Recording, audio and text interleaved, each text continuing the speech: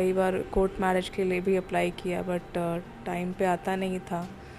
इसी तरह ये सिलसिला बहुत दिनों तक चलता रहा।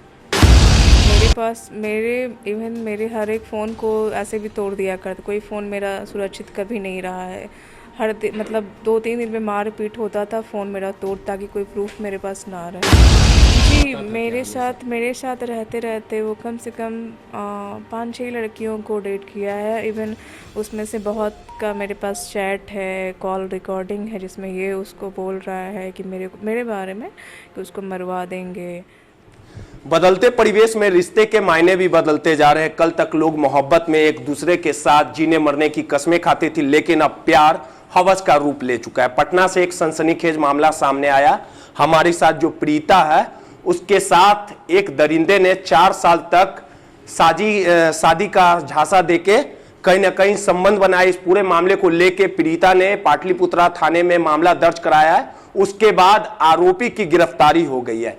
लेकिन सबसे बड़ा सवाल उठता है कि जिस प्रकार से लगातार रिश्तों में खटास आते जा रही है और लगातार ऐसे दरिंदे जो हैं वो महिलाओं के साथ कहीं ना कहीं घिनौनी हरकत कर रहे हैं। तमाम चीजों पे बात करेंगे और समझने की कोशिश करेंगे कि जो भी वाकया इनके साथ हुई है, जो घटना हुई है, आखिर वो क्या चाहती हैं। और जिस प्रकार से बिहार के मुख्यमंत्री नीतीश कुमार 16 सालों से बिहार की सत्ता पर बरकरार है, लगातार नीतीश कुमार की तरफ से यह दावा वादा किया जाता है कि बिहार में कानून का राज है, सुशासन का राज है, लेकिन जिस प्रकार से बच्चियों पर, बेटियों पर अत्याचार हो रहा है, कहीं ना कहीं कानून के राज पर सवाल उठ रहा है।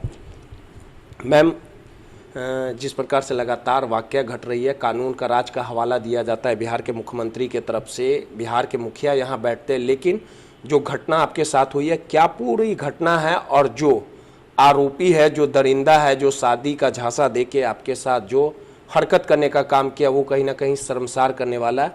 आपने मामले की प्राथमिकी दर्ज कराई है। आखिर क्या कुछ पूरा घटना है, किस प्रकार से शादी का झांसा दिया गया, आखिर ये जो दरिंदा है आखिर ये कौन था? जी, 2017 में मैं एक लड़के से मिली थी। मैं उस टाइम एक कंसल्टिंग कंपनी में कार्यरत थी। उसी टाइम मेरी मुलाकात एक राजीव रंजन नाम के शख्स से हुई थी। वो छपरा का रहने वाला था, और फिर धीरे धीरे हमारी बातचीत होने लगी। फिर उसने शादी का बहुत सारा प्रॉमिसेस किया कि मैं शादी करूँगा। कई बार कोर्ट मैरिज के लिए भी अप्लाई किया, बट टाइम पे आता नहीं था। इसी तरह ये सिलसिला बहुत दिनों तक चलता रहा। एक चीज़ बताइए कि 4 सालों तक शादी का झांसा दिया गया आपके साथ, कई बार कोर्ट मैरिज के लिए आपने बुलाया, कई बार अनदेखा करने का काम किया, तो आखिर सबसे बड़ा ये बात है कि आखिर जो शख्स था राजीव रंजन, जो आप नाम बता रही है, आखिर आपने मंदिर में भी शादी की थी, जिस प्रकार से बातें सामने आ रही है, कई बार आपको गुमराह करने का काम किया, अभी आप प्रेग्नेंट भी हैं, हमेशा वादा करके वादा को तोड़ दिया करता था। आखिर ये काम क्या करता था, और जो शादी आपने किया था किसी तरह का प्रूफ वगैरह है? जी, शादी तो वो मंदिर में ही किया था नॉर्मली। प्रूफ जो भी था उसी के पास है। मेरे हर एक फ़ोन को ऐसे भी तोड़ दिया करते, कोई फ़ोन मेरा सुरक्षित कभी नहीं रहा है। मतलब 2-3 दिन में मार पीट होता था, फ़ोन मेरा तोड़, ताकि कोई प्रूफ मेरे पास ना रहे। तो मेरे पास कोई फ़ोटो नहीं, 1-2 फ़ोटो मुश्किल से वो घर में है, जिसमें उसी ने मुझे सिंदूर उंदूर लगा के फ़ोटो क्लिक करवाया था। बाकी मतलब स्पेशली शादी की मंदिर की मेरे पास कोई पिक नहीं है। अच्छा, जब शादी करने की बात करती थी हमेशा टहला दिया करता था, आखिर इसका फैमिली बैकग्राउंड क्या है, और उसकी मंशा यही थी क्या लड़कियों को वो निशाना शिकार अपना जी, बनाता था क्या हमेशा? मेरे साथ रहते रहते वो कम से कम 5-6 लड़कियों को डेट किया है। इवन उसमें से बहुत का मेरे पास चैट है, कॉल रिकॉर्डिंग है, जिसमें ये उसको बोल रहा है कि मेरे बारे में कि उसको मरवा देंगे। मतलब बहुत सारा मेरे पास प्रूफ है उसके खिलाफ़ कि मेरे कितने साल आप उसके साथ रिलेशन में रहे? अराउंड अक्टूबर 2017 में मिली थी, और ये अप्रैल 2022 से अराउंड 4.5 ईयर। कई बार आपने समझाया होगा उसको? बहुत मतलब मैं समझाती, बट वो समझता था, दूसरों लड़कियों के लिए मुझे मारता पीटता था, अक्सर मारपीट एक करता चीज़ें था। सुनने में आई है साइको टाइप का वो था, कई बार आप पे जी बहुत मतलब साइको मेंटल टाइप का था। मारता ठीक है, इंसान भी मारता है, गुस्से में एक हद तक मारता है, बट उसकी कोई सीमा नहीं थी। अगर इसका मतलब सर कितने बार मेरा सर भी फोड़ दिया है 2 टाइम, मतलब बेसिक नॉर्मली दवा खिला के, ऐसा कोई मतलब इंजेक्शन कुछ भी नहीं।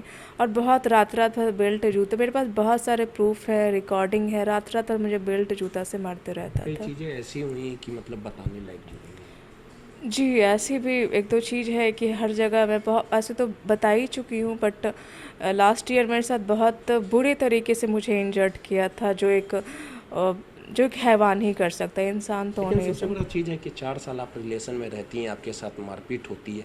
4 साल तक आप झेल रही थी कि मतलब अब चीज़ों को देख रही थी कि अब चीज़ें सुधर जाएगी, अब वो सुधर जाएगा, अब वो मान जाएगा, अब चीज़ें पटरी पर आ जाएंगी। जी, बिल्कुल, मैं उसी उम्मीद में थी कि शायद एक दिन ना एक दिन सुधर जाएगा। कब फिर मैं ये भी सोचती थी कि थाना पुलिस करूँगी, मेरी भी तो बदनामी होगी कि 4 साल रहे, फिर ये सब। तो मैं कहीं न कहीं मतलब घर में ही घुट के रह जाती थी, बट कभी बाहर नहीं निकली कि किसी को बताऊँ या ये सब कहीं बोलूँ।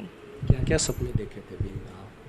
जी, ऑब्वियसली जो हर लड़कियां देखती हैं कि हमारे भी शादी होंगी, हमारे भी मेरा फ्यूचर अच्छा होगा, मैं इसे समझा लूँगी, लेकिन कुछ भी नहीं। आखिरी बार वो कब चला गया, मतलब क्या बोल के गया था घर? जी, आखिरी बार वो 30 मार्च को मतलब 2022। यस 30 मार्च 2022 को आया था मेरे फ्लैट पे, और उस दिन मुझे मतलब बहुत बुरे तरीके से मारा, मेरा सांस बंद करके और दरवाज़ा लगा के, मेरे पूरे बदन पे एक हाथ से सांस बंद करके और एक हाथ लात से पूरे बदन, ताकि मैं मर जाऊं। और फिर फाइनली उस दिन मैं किसी तरह उसे बातों में बजा के मैं बोली कि ठीक है, मैं कल तुम जो बोलोगे अबॉर्शन कल मैं करवा लूँगी, आज रिलैक्स रहो। इसी तरह वो बाहर गया, मैं अपना बैग पैक की, मैं होटल में रही 3-4 दिन, और फिर मैं किसी तरह जब नॉर्मल हो तो अपने फ्लैट पे गई हूँ। लास्ट वही था जो उस दिन मैं मिली थी उससे। 30 मार्च 2022 को हुआ 22 था। जी फिर जी। आपको क्या मतलब, आप जिस प्रकार से बता रही थी कि उसकी शादी के जी, मुझे शादी के बारे में तो बहुत पहले ही पता चल गया था। एक्चुअली मुझे उसने बोला था कि वो रांची जा रहा है जॉब के लिए, जो बिज़नेस ठीक नहीं चल रहा है। बट धीरे धीरे होता है कि गांव में कुछ भी तो खबर तो आग की तरफ फैलती है। तो मुझे सबने बोलने लगा कि नहीं उसकी शादी हो रही है भाभी, उसके भाई भी, चचेरे भाई सब उसकी शादी ठीक हुई। फिर मुझे इधर कार्ड भी उसका मिल गया, 19 को तिलक थी और 22 को शादी थी उसकी। अप्रैल में जी, अप्रैल में। उसकी शादी थी। जी फिर आपने उससे संपर्क साधने की कोशिश जी, की? मैं लास्ट टाइम एफआईआर से 2-3 दिन पहले पूछी भी हूँ कि शादी तोड़ोगे या नहीं, मैं अभी नहीं चाहती हूँ ये सब करना। उसने क्लियर मना कर दिया कि शादी क्यों तोड़ूंगा, मैं शादी करूँगा। तो FIR जी, क्या तो हुआ उसके बाद? तो फिर मैंने एफआईआर से पहले उससे एक बार क्वेश्चन पूछा कि तुम शादी तोड़ोगे या नहीं, नहीं तो मैं आगे बढ़ूँगी, मुझे जो करना है केस करूँगी। तो उसने क्लियर बोला कि मैं नहीं तोड़ूंगा। एक्चुअली उसे लग रहा था कि मैं कुछ नहीं करूँगी, मैं बस इसी तरह बोल के रह गई जैसे 4 साल से, वैसे ही इस बार भी बोल के रह जाऊँगी। फिर यहाँ की पुलिस उससे गिरफ्तार। हाँ जी जी। एक चीज़ बात बताइए, हमेशा अक्सर ये घटना देखा जाता है कि जब लड़कियां किसी से मोहब्बत करती है, सोचती है कि हाँ उसके साथ सपने बुनती है, लेकिन हमेशा लड़कियों के साथ धोखा होने का काम करता है। आगे आपने जो स्टेप लिया वो काफ़ी कहा जा सकता है कि जो भी हो, लेकिन कुछ लड़कियों को जागरूक करना चाहेंगे कि हाँ मतलब इस तरह जी की जान बिल्कुल में ना फंसे, बिल्कुल क्योंकि इस बिल्कुल, तरह का ऐसा किसी के भोले वाले चेहरे पे या मीठी मीठी बातों में बिल्कुल नहीं आए, क्योंकि जो दिखते हैं वैसे होते नहीं। पहले पूरी तरह से जांच लें क्या है क्या नहीं है, बैकग्राउंड पास, उसके बाद ही आगे बढ़े, बिना ऐसे किसी की बातों में आके अपनी लाइफ बेकार में वेस्ट ना करें। ऑपरेशन भी करवाया है क्या? जी, लास्ट ईयर जनवरी में मेरा फर्स्ट टाइम अबॉर्शन वो करवाया था दवा खिला के। जी जी आप जी क्या चाहती हैं ऐसे लोगों को किस तरह जी, सजा मैं मिले? कोई जी ऑब्वियसली कड़ी से कड़ी सज़ा से, उसने मुझे 5 साल मेरी लाइफ फेल किया है या मुझे दर्द चोट दिया है। मैं 2-2 दिन पे मतलब मेरे पूरे बदन पे दाग रहता था बेल्ट का या जूते का, तो मैं चाहती उससे भी उसे कड़ी से कड़ी सज़ा मिले। देखिए सीधे तौर पे ये पीड़िता है, इनके हर दर्द तकलीफ को समझा जा सकता है, किस प्रकार से शादी का झांसा देके इनके साथ दरिंदगी की गई। आरोपी को पटना पुलिस ने गिरफ्तार कर लिया है, लेकिन कहीं ना कहीं ये घटना और लड़कियों के लिए सबक है कि कोई भी काम करे, कोई भी कदम उठाएं तो कहीं ना कहीं आपको सचेत होने की ज़रूरत है और ऐसे दोषियों पर कोर्ट जो है, पुलिस जो है, कड़ी कार्रवाई करे ताकि भविष्य में इस तरह की घटना दोबारा ना घटे। रोहित, नटराज, पटना।